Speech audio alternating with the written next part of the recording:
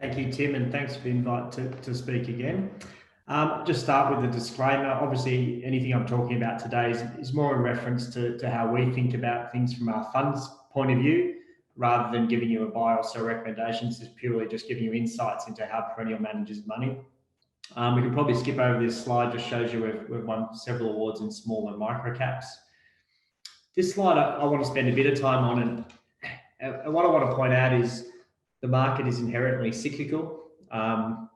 You've got to be a long-term investor mindset to actually make money, because as you can see, there's some pretty big dips in there. What we're showing you is our smaller companies fund, which has been around the longest, how that's performed over time, net of fees, versus the small cap index in grey and the large cap index in blue.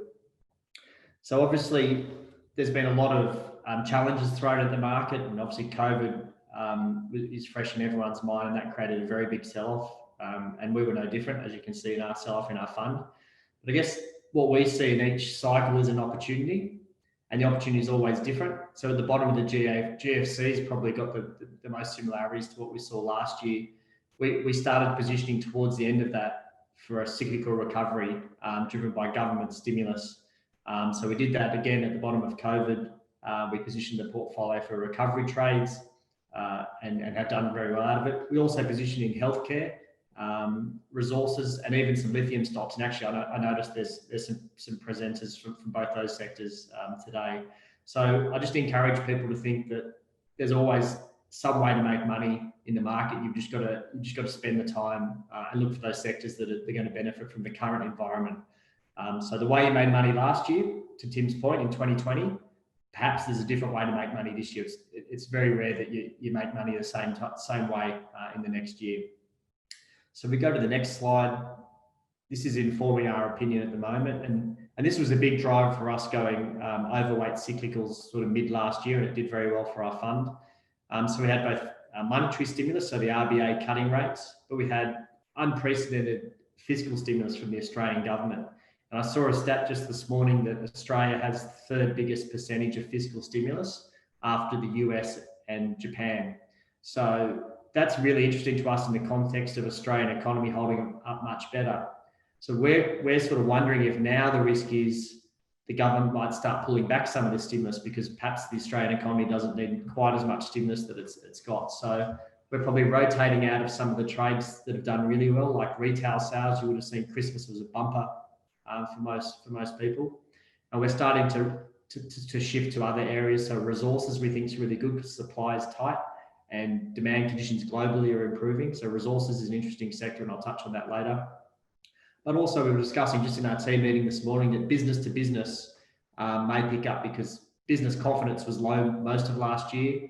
A lot of companies ended up with better balance sheets than they thought, so they maybe start spending again, whereas we think we've already seen the consumer spend. So that's just something we're thinking about in terms of informing how we make money this year. If we go to the next slide, the other challenge we've got is valuations. So valuations are pretty extreme. This is the small cap index in blue. The Perennial Value Smaller Companies Fund is marked in X, so you can see we're a pretty big discount to that. But versus history, valuations are very stretched. So we think it's a risky time in the market. So you've got to be really careful, really comfortable with the cash flows we think that are getting generated by your businesses, and that you've got a really sound investment behind, really sound fundamentals behind your investment. The other consideration with those elevated multiples is there's some companies that were hit hard with COVID, so they'll grow into those multiples. So it's not really like for like, but the starting point's not great. And we're also seeing long-term interest rates starting to just slowly move up in the US.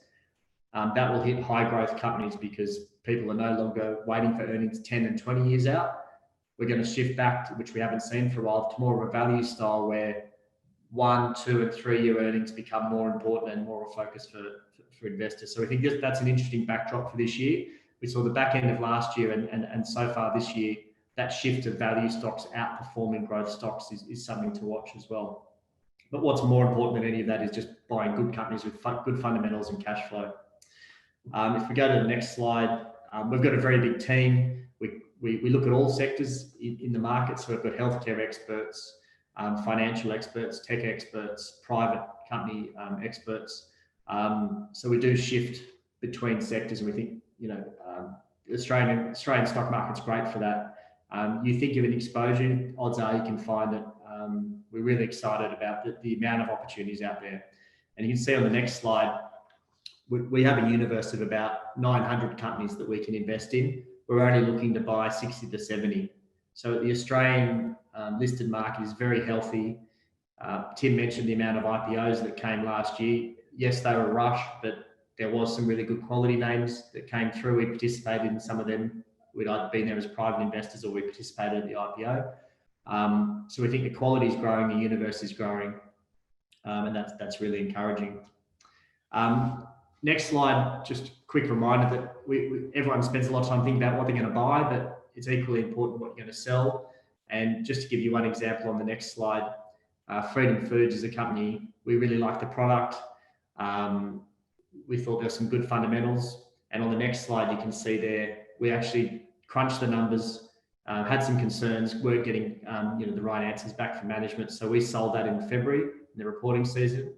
That stock's been in trading halt for most of the year and still hasn't really come back. So doing your own homework, going through the accounts, doing the boring cash flow analysis, can really avoid some nasty losses. So just, sell discipline is just as important as buy discipline in our mind. Next slide. We think this is a really interesting slide. So what this shows is the commodity index versus the S&P 500. So obviously you get a longer history from the US and basically the relative performance.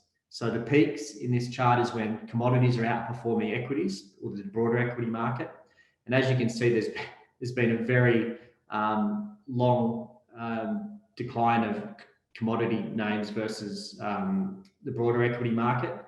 That's starting to turn. You can't even pick it up on this chart, but it did actually start to turn in December. We've actually made some really good money in the resources space. We think this could have a multi-year recovery. Supply is constrained. There's been no capital going into resources. Demand's starting to pick up with everyone stimulating around the world. So we think resources as a complex is going to be a really interesting place to invest. And that's probably one of our highest convictions for this calendar year. If we go to the next slide, just a couple of examples from both our smaller companies fund, and then I'll talk to our Mircocap fund. While we do have certain sector views, we do spread our risk quite a lot across stocks. So you'll see in this, there's no resource names that are in the top 10. We tend to spread them across, a large, for example, lithium, we've got 3 exposures. We'd rather have a number of them rather than put our eggs in one basket. Just given the mine-specific risks, for example. We've got a spread of industries here. Alliance Aviation, which services the resource sector and has actually put out 2 profit upgrades, probably the only aviation stock in the world to have had profit upgrades last year. We've got a Unity Wireless, which is a broadband provider, so pretty defensive. Integral Diagnostics, a healthcare radiology provider. MoneyMe, personal finance. So quite a big spread in the small cap space. If we go to Mircocaps, the next slide. Again, we don't have huge positions. We tend to spread our risk across a large number of names. SciDev is a great example of what we're looking for. This is where we saw the cash flow inflection coming through in the quarterlies. So a lot of companies in smaller microcaps get quarterly data, and we saw the cash flow coming through, the revenue growth coming through. We met with management, highly passionate, had been in a much bigger organization, took those skills to SciDev, bought equity on market, which is great alignment. That's one of our high conviction names and just put out a good result recently. Microrex also just announced in the last few days another one where we bought, where we think they're close to that inflection point of going to positive cash flow. And that's really what we think ultimately drives share prices is cash flow. So if we're picking up companies as they flick into positive cash flow and growing cash flow, we think that's going to be a good driver of earnings. And encouraging all, Good Drinks Australia owns Gauge Roads. So if you feel like having a beer, go grab a Single Fins. That's their highest selling product, and I highly recommend it as a beer to have over Australia Day, Tim. And with that, happy to take any questions. Thanks, Andrew. I certainly will have a beer on Australia Day. Just starting, let's go back a sec. You're a value investor. How does value investing match up with some of the sectors you've been talking about, like resources and lithium and things like that? Yeah, so it does get a bit tougher for us in some of those sectors. So we tend to focus on producers, and there's obviously a number of producers in Australia, or it's a developing company that maybe is 12 to 18 months away, but they've got their financing in place, they've raised enough capital, or we're part of the solution to raise enough capital to de-risk that project, and we can see cash flow within 18 months. That's basically what we're looking for, Tim. If there's not current cash flow, we need to see it within 18 months. We're not going to wait 5-10 years for positive cash flow. So you can still find that in healthcare. We've had some great success. Genetic signatures, if you saw their quarterly a few days ago, huge cash flow. In fact, the money we gave them this time last year hasn't even been spent. They've grown their cash pile. They're up over $36 million of cash. So you can, because the universe is so big, you can combine companies that are growing strongly, which is what we all want, with good value and good cash flow. And that's what we love about micro and small caps. It's just such a big universe and healthy universe in Australia. And is this particular end of the market inefficient because there is a lack of research? Yeah, you've hit the nail on the head, Tim. I used to be a broker many years ago, and actually the amount of people covering small caps has dropped versus then. So that was almost 15 years ago I was doing that. So there's been a real brain drain out of broking, and particularly smaller micro caps. It's hard as a broker to make money covering those businesses, unless you're the corporate broker, in which case you're probably a bit conflicted. So that's why we have such a big team, and that's why it's great for those that want to spend the time to do their own research. I do feel there's big inefficiency in the smaller micro caps, and you do your own homework, do your own research, you can find some gems before someone else has found them. And at that IPO end, given the sort of market we're in, are you seeing really stretched valuations? Yes. Yeah. So we were very cautious with a bunch of IPOs, and pleasingly, there's quite a few that dipped below IPO price, and we didn't participate in them. It's a challenge. We're looking at some right now, and they're sort of beyond where we're comfortable from a valuation point of view. Love the business, so that's causing, so we're going to avoid that, and actually pivoted. In the case of Good Days, which is the old Gage Roads, the brewing company I mentioned, we saw two companies trying to IPO that were in the same space. And then we looked at Gage Roads, which is already listed, and said, well, hang on, we can buy this for a quarter of the value that you're trying to float at. So we just went and bought more Gage Roads, which is now Good Days drinks, because they've got some other brands in there. So yes, if we're not seeing good value in IPOs, we'll shift our capital towards more listed names. And you have got a kind of an unlisted or pre-IPO sort of fund. What sort of opportunities do you see there, and what's your kind of time frame in terms of holding before they become liquid and listed? Yeah, it's been really successful for us, Tim, that strategy. I think we had eight private companies come to market in the second half of last year, and they've all traded up from IPO. And I think by getting involved with these companies 12 to 18 months earlier, we're aligning ourselves with founders. So they're growing growth capital. They're not selling equity down. They're after capital to help grow their business and fulfill their ambitions for the business.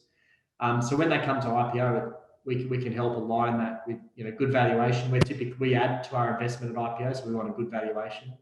And we're seeing some great opportunities there. We do tend to stick to technology, healthcare, sort of non-cyclicals in the private space, and that's just because, unlike the chart I showed you before with the cycles in the markets, in the private space, you can get trapped. So we don't want to have any cyclical businesses. So we do tend to narrow our focus a little bit in the private space to technology, consumer brands, and healthcare. And so how do you manage risk if you're concerned about this year potentially stretched valuations? So obviously you got mandate limits and issues around liquidity. How do you manage risk? Yeah, so we're trying to increase our liquidity at the moment, so moving into more liquid stocks where we can.